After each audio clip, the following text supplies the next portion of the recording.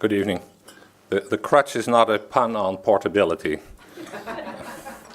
Thank you, Ms. Verheijen. Thank you, EIF, for inviting me to this dinner meeting.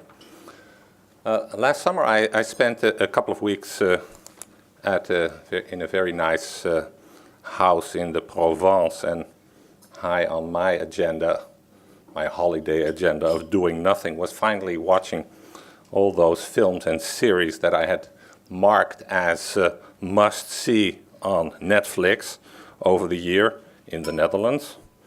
And when I had finally hooked up my Apple TV that I had brought and accessed Netflix France, and all that worked really well, the list was gone. All of them, all of the films. Fortunately, the house had a swimming pool. But I'm not invited here, of course, to speak on behalf of European consumers. Others can do that much better. I'm the copyright expert. From an EU copyright perspective, this proposal is both innovative and extremely modest. It is innovative because it addresses something that is essentially a copyright problem, or a copyright-related problem, the territoriality of copyright, by way of a legal instrument that is much closer to consumer law or telecommunications regulation. And it does so in a very clever and pragmatic way, by creating this legal fiction that the service provider, the content provider, say Netflix, that the content provided to the migrant subscriber, the traveling subscriber, actually occurs in the member states of residence of the subscriber, the country of origin approach, we call this. And as a result, a content provider, say Netflix, does not infringe copyright when it offers its Dutch film catalog to Dutch tourists in France, me, where the rights for those films have not been licensed. It's a really clever mechanism.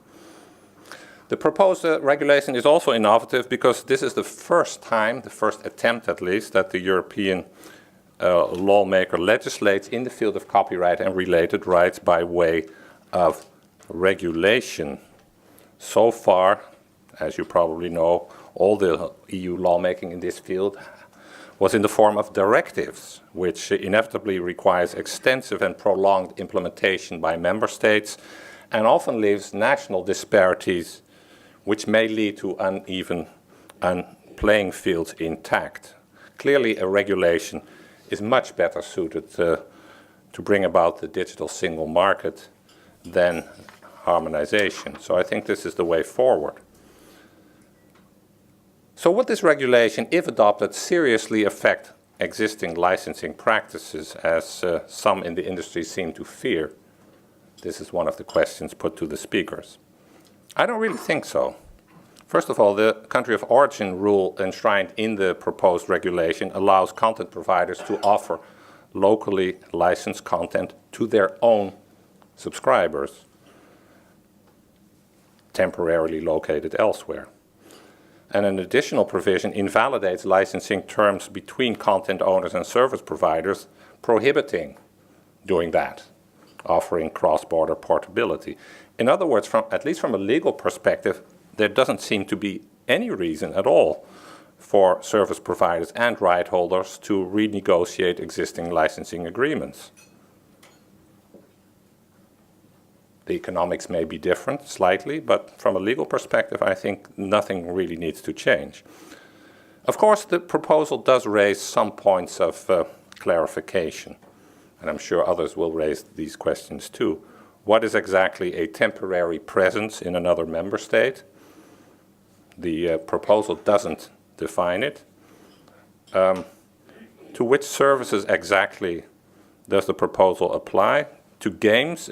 Apparently yes, at least from the explanatory memorandum we can conclude that. But how about software as a service?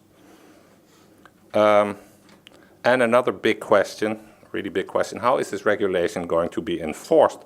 The proposal leaves this apparently to the member states and their local authorities, perhaps consumer authorities, perhaps media authorities, we don't really know. While this proposal is innovative, as I said, it is also very modest. It only deals with cross-border portability of subscriber-based content services. It does not address geo-blocking or geo-relocation of content in non-subscriber relationships. And it does not require content providers to accept non-local consumers as its subscribers. In other words, it doesn't really deal with what we normally consider geo-blocking. More generally, it does not solve the licensing problems associated with copyright's territorial nature, problems that have caused or enhanced market fragmentation in the EU, inflicted unnecessary transaction cost, raised barriers to entry to this emerging market of digital content, services, and even invited piracy. This proposal, therefore, is only a small but laudable first step in removing the territorial barriers that national copyright systems and licensing traditions erect towards the establishment of the digital single market. A true digital single market requires far more ambitious measures, and I know that the Commission realizes that full well if we look at its recent communication. 1.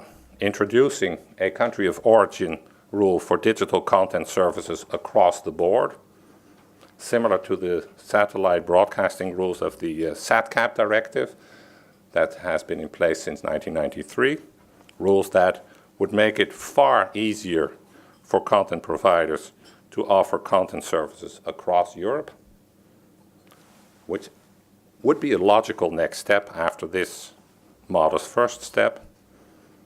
Second, in the really long run, and I have to say that, and I will say that for the next 20 years, replacing national copyright laws by a single European copyright code.